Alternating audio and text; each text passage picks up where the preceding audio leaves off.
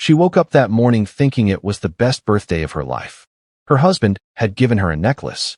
He had written her a card that said she was the heart of their family. He had planned a romantic weekend getaway, just the two of them, on the island of Oahu, Hawaii. Their boys were safe back home on Maui with family and a nanny. The marriage had been through a difficult stretch, but they were in therapy. They were working on it. Things were finally looking up. And then he drove her to the edge of a cliff. What happened on that mountain on the 24th of March, 2025 is one of the most documented, most premeditated, and most chilling attempted murders this channel has ever covered. A licensed anesthesiologist, a stolen sedative, a forbidden trail researched in advance, a birthday card written that same morning by the man who had already decided, months before, that his wife was worth more to him dead than alive. This is the case of Dr. Gerhard Koenig and his wife Ariel. This is Cold Case Reopened. If you are new to this channel, welcome. Hit subscribe and turn on notifications because we go deep on every case, every time. And before we go any further, drop a comment right now and tell us. Did you know about this case before today? Let us know below. Now let's get into it. Gerhard Koenig had built, on the surface, exactly the kind of life that looks impressive from a distance. He was a partner at an anesthesiology medical group. He was a doctor, not in the honorary sense, not the kind of doctor you find on a cereal box, but a licensed, practicing medical professional whose entire career was built around understanding the human body and knowing precisely how to render a person unconscious. That detail will matter. It will matter enormously before this story is over. He had been married once before, a first marriage that had lasted roughly 15 years and produced 2 adult sons. Following that divorce, he joined the online dating platform eHarmony, and it was there, approximately 2 years after his first marriage ended, that he met a woman named Ariel. Ariel was not someone who drifted through life waiting to be found. She was a nuclear engineer. That is not a career you fall into. It requires years of specialized education, a level of intellectual rigor that most people never operate at, and a security clearance. She was sharp, driven, and by every account from people who knew their family, she was a devoted and present mother. Those who knew them described her as fun, fearless, someone who lit up a room. The two of them married in 2018. In 2022, they relocated from Pennsylvania to Maui, Hawaii. The move was primarily for Gerhard. A professional opportunity had come up that he was unwilling to pass up. Ariel adapted. She worked remotely. Together they had 2 young sons, 4 years old and 2 years old at the time of the attack. They owned a home. They had careers. They had each other. From the outside, the Koenig family looked like success. But success, as this case will show you, is the perfect cover. The first crack appeared quietly, the way cracks always do. Sometime around September or October of 2024, roughly 6 months before the attack, Gerhard began to notice things. Or he told himself he noticed things. His wife was on her phone more than he was comfortable with. He overheard conversations he couldn't identify.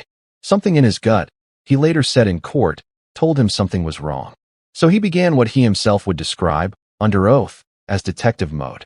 In December of 2024, while Ariel was asleep, Gerhard sat down at a device, accessed her WhatsApp account without her knowledge or consent, and began reading her private messages. What he found were conversations between Ariel and a male coworker named Jeff. Jeff worked with her at her remote employer. He lived in Maryland. Ariel lived in Hawaii. They had never, based on the evidence presented at trial, met in person during the period in question. There was no confirmed physical contact.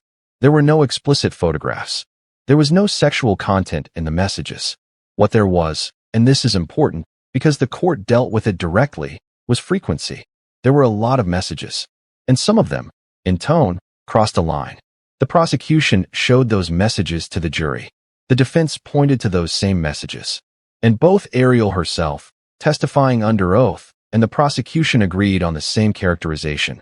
This was an emotional affair. Not a physical one. Not a sexual one. An emotional entanglement that Ariel acknowledged, apologized for, and accepted responsibility for. She told Gerhard she was sorry. She agreed to cut off all contact with Jeff. She agreed to couples therapy. She agreed to individual therapy. She agreed to every single condition that her husband placed in front of her, one after another, because she felt guilty and she wanted to save her marriage. What she did not fully understand at the time was that her guilt had just handed Gerhard a lever. and he was going to use it to take her apart. Because what followed was not reconciliation. It was not forgiveness. What followed was a systematic campaign of control that escalated month by month, week by week, right up until the morning he put a necklace around her neck and handed her a birthday card. He demanded she quit her career. He monitored every communication she made. He purchased hidden audio recorders and planted them inside their home without her knowledge. He sent an unsolicited email to Jeff's wife, a woman named Andrea who had nothing to do with any of this, informing her of the situation. He spent time on online forums looking for advice on infidelity. He downloaded audiobooks designed to help the betrayed spouse cope with an affair and then gave those books to Ariel, the person he had designated as the one who needed to do the healing. The more she tried to give him, the more he demanded. The more she bent, the further he pushed her. And while all of this was happening, while Ariel was going to therapy and cutting off contacts and trying to prove herself to this man, Gerhard Koenig was doing something else entirely. He was doing math. On his personal laptop, investigators later found a folder. It was named after one word. It was named Ariel. Inside that folder were documents, notes, research, the kind of cold, organized thinking that is almost difficult to process when you understand what it was actually for. Gerhard had been through a divorce before. He knew what it cost. He knew about alimony, about asset division, about legal fees, about the years of financial consequence that come with untangling a shared life. He had done it once, and he did not want to do it again. He had also, at some point during their marriage, taken out a life insurance policy on his wife. The value of that policy was $250,000. And so he began, in that folder on his laptop, to work through what investigators would later describe in court as a cost-benefit analysis. Divorce on one side, the death of his wife on the other. The math, as it was presented at trial, was not complicated. A divorce would cost him money. His wife dying in an accident would pay him money. He began researching locations. His Google search history showed a specific, deliberate, targeted search for the Pali Puka Trail on the island of Oahu. He read articles about the trail. He read about its geography, the sheer cliff faces that run alongside it for much of the route, the drops that are severe enough that falling from them is universally considered unsurvivable. He read that the trail was officially closed to the public. He read that people ignored the closure regularly. He read that people had died there. Gerhard Koenig did not stumble across Pali Puka. He went looking for it. He found it. And then he planned a birthday trip to Hawaii with his wife. Ariel Koenig turned 36 years old on the 24th of March, 2025. That morning, Gerhard presented her with a new necklace as a birthday gift. He gave her a handwritten card. And in that card, written by the same hand that had already run the numbers, already found the trail, already sourced and stolen a controlled sedative from his own workplace, he wrote the following words.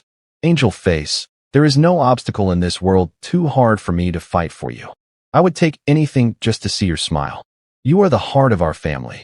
Fun, fearless, and a terrific mom. The kids and I hit the jackpot with you. She believed him. The couple had flown from Maui to Oahu the night before. Their two young sons were at home being looked after by family and their nanny. Ariel understood the trip to be a romantic weekend getaway, a fresh start, a celebration, a signal that after months of difficulty, they were finally finding their way back to each other. The therapy had been helping. Communication had improved. She was hopeful. Gerhard drove them to Pali Lookout. The Pali Puka Trail is not the kind of place you wander into without knowing where you're going. There are signs at the entrance warning people away. The trail runs directly alongside cliff edges on the Koa mountain range on Oahu's eastern side. For much of the route, a sheer drop is close enough that a misstep in the wrong direction would be fatal. The trail has been officially closed to public access. And despite all of that, people do hike it, and some of them do not come back. Gerhard led Ariel onto the trail. As they walked further in, Ariel began to feel wrong about it. The terrain made her uneasy. The proximity to the cliff edge unsettled her. She told Gerhard she wanted to turn around and go back. She was done. She wanted to leave. Gerhard said of course. He said they could go. And then he suggested that before they headed back, they stop for just a moment.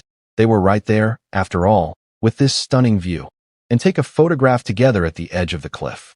A birthday photo. Something to remember the trip by. Ariel said no. She did not want to go to the cliff edge for a photograph. That refusal, prosecutors would later argue, was the trigger, or more precisely, It was the moment when a plan that had been building for months could no longer wait. If you're still watching at this point, drop a comment right now that says I'm still here. Let's see who is truly following this story, because what happened next on that trail is something that is very difficult to sit with. And it is also the reason Ariel Koenig is alive today to tell it. When Ariel said no to the photograph, Gerhard Koenig changed. Not gradually. Not with an argument that escalated slowly over minutes. He changed like a switch had been thrown. He began screaming at her, cursing, and then he grabbed her by both arms and began physically shoving her toward the edge of the cliff. Ariel did not freeze. Her body made a decision before her mind could process what was happening. She threw her weight away from the cliff, pushing herself toward her husband instead of away from him, and she dropped to the ground, grabbing onto rocks, grabbing onto roots, clawing at anything that would anchor her to that mountain and away from the edge. Gerhard got on top of her. He straddled her body, pinning her to the ground, and he reached into his clothing and produced a syringe. He leaned down close to her face, and he said, "Nobody is going to hear you. Nobody is coming to save you." Ariel screamed. She screamed as loud as her body would allow. And while she screamed, she managed to swing her arm and knock the syringe out of his hand and away from her. He produced a second syringe. He had brought a backup. He pressed his hand over her mouth to stop her from screaming. She bit down into his hand as hard as she could, and then she grabbed him by the groin and held on. And that is when Gerhard Koenig picked up a rock. It was jagged. He used it with both force and intent, striking her in the head again and again and again. Investigators would later estimate that he struck her a minimum of 10 times. The damage to Ariel's head was such that her scalp was nearly detached from her skull entirely. The bone of her skull was visibly exposed through the wounds, and she had sustained multiple broken bones. The photographs taken at the scene were so severe that they required pixelation before being shown in any public forum. And then Gerhard stopped. He stood up from where he had been straddling his wife's bleeding body on the side of a mountain. He walked away, and he disappeared into the jungle. 2 women were on the Pali Puka Trail that morning. They were not supposed to be there. No one is, but they were there, and they had heard screaming, and they pushed through the brush toward the sound. They found Ariel on the ground, covered in her own blood, with wounds on her head that were unlike anything they had ever seen. One of the women immediately began first aid. The other called emergency services. The call is on record. She told the dispatcher there was a man trying to kill a woman. She said the woman had crawled out from under him saying he tried to kill her. She described what they had seen. She gave their location. Emergency services were dispatched to the Pali lookout. When first responders reached Ariel, they transported her by ambulance to the hospital in critical condition. She required surgery to reattach her scalp to her skull. She had broken bones. She had been beaten within margins of survival. Gerhard Koenig was nowhere at the scene when authorities arrived. A large-scale search operation was launched immediately. Helicopters from the Honolulu Police Department swept the Ko'olau Range. Ground units moved through the jungle surrounding Pali Lookout. Law enforcement was looking for a 46-year-old man, last seen in a white shirt, who had walked into the jungle after beating his wife with a rock and leaving her for dead on a closed trail. It took 8 hours to find him. During those 8 hours, while his wife was in surgery, while helicopters swept the mountains above him, while his children sat at home on Maui in the care of their nanny not knowing what had happened, Gerhard Koenig placed a video call through FaceTime to one of his adult sons from his first marriage. On that call, according to the son's testimony at trial, Gerhard said he would not be returning to Maui. He told his son that Ariel had been cheating on him, and then he said he had tried to kill her. He also told his son that he was going to go off a cliff himself. He did not do that either. When law enforcement finally located Gerhard, he attempted to run. Officers physically took him down and restrained him. He was still covered in Ariel's blood at the time of his arrest. He was charged with second-degree attempted murder. Investigators subsequently executed a search warrant on the family home on Maui. What they found there mattered enormously to the case that would come. Additional syringes and a controlled substance, propofol. If you have spent any time following medical news, you may recognize that name. Propofol is a powerful sedative used in anesthesia procedures. It can render a person unconscious rapidly. It is not available over the counter. It is not something a person carries around by accident. Gerhard had access to propofol through his professional role as an anesthesiologist. Investigators determined he had stolen it from his workplace. 2 syringes on the mountain, more syringes, and stolen propofol at home. A folder on his laptop filled with research about his wife. A Google search history pointing directly at a closed, dangerous trail known for fatalities. Hidden audio recorders in the family home. A life insurance policy worth $250,000. All of it documented. All of it preserved. The trial began in 2026, approximately 1 year after the attack. The prosecution's case was, in their own framing, straightforward. Gerhard Koenig had spent months planning to kill his wife, had researched the method, had stolen the drugs, had selected the location, had traveled there on her birthday, and had executed the plan, and had failed only because his wife refused to stop fighting and because 2 strangers happened to be in the right place at the right time. The defense strategy was something that many legal observers found surprising given the weight of the evidence. Self-defense. Their argument was as follows. On the trail that morning, Ariel had been the one to bring up Jeff. She had told Gerhard she needed to see her co-worker for work travel, that she needed him to trust her. This had prompted an argument. The argument had escalated. And according to the defense, it was Ariel who threw the first punch, Ariel who kicked, and ultimately Ariel who grabbed a rock and struck Gerhard in the face with it. He had responded, in their telling, by grabbing the rock and hitting her. Twice, not 10 times, just twice, in a reflexive, human reaction, before stopping. As for the syringes, the defense noted that no syringes were recovered from the scene itself. Therefore, they argued, the prosecution's account of syringes on the mountain could not be proven. As for the FaceTime call, the defense said Gerhard was emotional. It was windy on the mountain, the call was unclear, and his son had simply misheard the words. Gerhard took the stand. He denied pushing Ariel toward the cliff. He denied producing any syringe. He denied telling his son he had tried to kill her. He said Ariel had shoved him first. He said she had grabbed his groin and struck him with a rock. He said he had hit her twice, only twice, and had then stopped. The prosecution cross-examined him extensively on the injuries. The injuries to Ariel were consistent with no fewer than 10 strikes from a blunt object delivered with significant force. The injuries to Gerhard were not consistent with the defense's narrative. The prosecution walked the jury through the laptop folder, the Google search history, the propofol, the insurance policy, the hidden recording devices. They argued that no version of self-defense explains why a man researches a closed cliff trail 6 months before bringing his wife there, steals a hospital-grade sedative, brings 2 syringes, and then beats her with a rock for the length of time it would take to strike someone 10 times. Ariel testified. She testified about the months leading up to the attack, the abuse, the control, the isolation, the way Gerhard had weaponized her guilt and used it to dismantle her autonomy piece by piece. She testified about what she said to him while he was hitting her with the rock, as she lay on the ground with her skull exposed, trying to find any word that might make him stop. She told him their children would be orphans.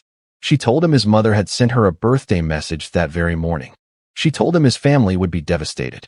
She told him he would not be able to look their sons in the face if he did this. She testified that at one point, those words seemed to reach him. He appeared to take a breath. He appeared to hesitate. And then he started hitting her with the rock again. The jury deliberated. And the verdict, when it came, was not what the prosecution had sought. The jury did not convict Gerhard Koenig of second-degree attempted murder.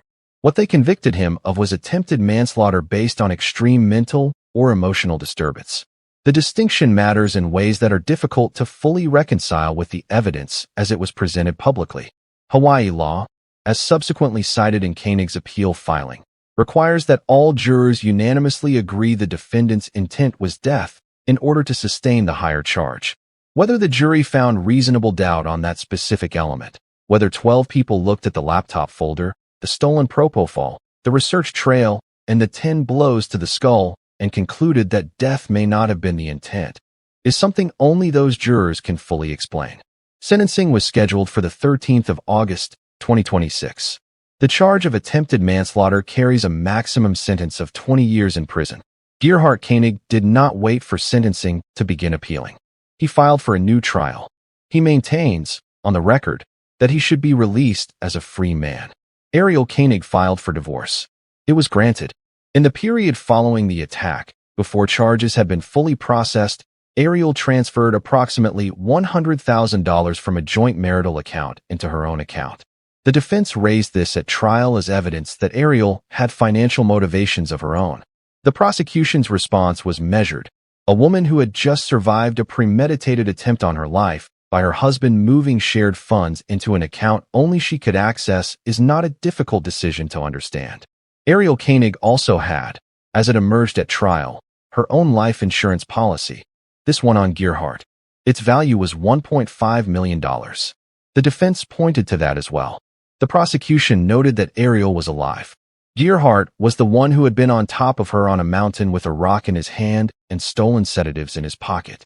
What this case documents, and it is worth saying plainly before we close, is a particular kind of danger that does not always look like danger until it is too late.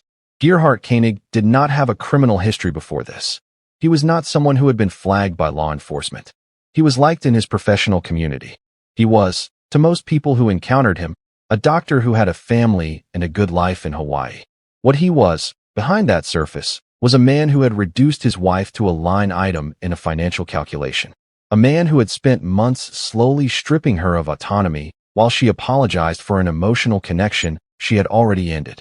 A man who used her guilt as the door through which control could walk in, and who then, when control was not enough, began researching ways to make her death look like an accident on a dangerous mountain trail. He brought propofol to sedate her. He brought 2 syringes in case the first one failed. He chose a trail known for fatal falls so that whatever happened would look, to anyone who found her, like nothing more than a terrible accident on a closed path that 2 people should never have been on. The birthday card, the necklace, the romantic weekend. Every one of those things was, in the coldest possible reading of this evidence, a stage set. Something to establish a narrative in case anyone came asking questions afterward. It failed because 2 women were on a trail they were not supposed to be on. It also failed because Ariel Koenig made a decision that morning. Not a calm decision, not a reasoned one, but a raw, physical, survival-level decision to not stop fighting. She knocked away a syringe. She bit the hand over her mouth. She grabbed hold and did not let go. She screamed when he told her no one could hear her. She talked to him when he was hitting her with a rock, trying to find any word that would work. She held on. And she is here. This case is still active in the courts. Gerhardt Koenig has not yet been sentenced as of the time this video was made. He is still pursuing a new trial. Whether the justice system will ultimately find its way to a conclusion that matches what the evidence laid out in this story, that is something this channel will continue to follow. If you have made it to the end of this story, you already know what Cold Case Reopened is about. We do not move quickly through cases. We do not skip the details. We believe that every person who has survived something like what Ariel Koenig survived deserves to have their story told fully and with the weight it actually carries. So here is what we ask of you. If this case moved you, if this story is one you think more people should know about, share this video right now. Leave a comment below with your answer to this question. Was the manslaughter verdict justice? Or did the jury fail Ariel on that mountain? We read every comment. We want to know what you think. And if you are not yet subscribed to Cold Case Reopened, now is the time. Hit subscribe, turn on the bell, and stay with us, because there are more cases waiting, and we are not done. This has been Cold Case Reopened. Because every case deserves a second look. Investigators who worked this case will tell you that the most dangerous moment in an abusive relationship is not the beginning. It is not the first time control appears. The most dangerous moment is the moment when the person doing the controlling realizes that control is no longer working, that the other person might leave, might speak, might refuse, might say no. That is the moment when some people make the decision that Gerhardt Koenig made, sitting at his laptop in a quiet house while his wife slept, building a folder with her name on it, and doing arithmetic on whether her life or her death was the better financial outcome. He was an anesthesiologist. He spent his career knowing exactly what it takes to render a human being unconscious and keep them that way. He had access to the drug that would do it. He had the medical knowledge to know how much to use and how quickly it would work. He had the professional standing that meant no one questioned him when propofol went missing from his workplace supply. He had planned what to do with her once the drug took effect. He had chosen a location where a person's body hitting the ground far below would tell a story of an accident, not a murder. Every layer of this plan was designed by someone who understood bodies, who understood systems, and who understood how to make things appear a certain way. And it still failed. Not because the plan was poorly built, but because Ariel Koenig was stronger than he had calculated for. That is the part of this case that is worth carrying with you. Not the horror of what was planned, though that deserves its full weight, but the fact that on the ground of a mountain, beaten, with her skull visible through the wounds on her head, with a man twice her physical strength sitting on top of her, Ariel Koenig was still thinking, still talking, still fighting. She thought about her children.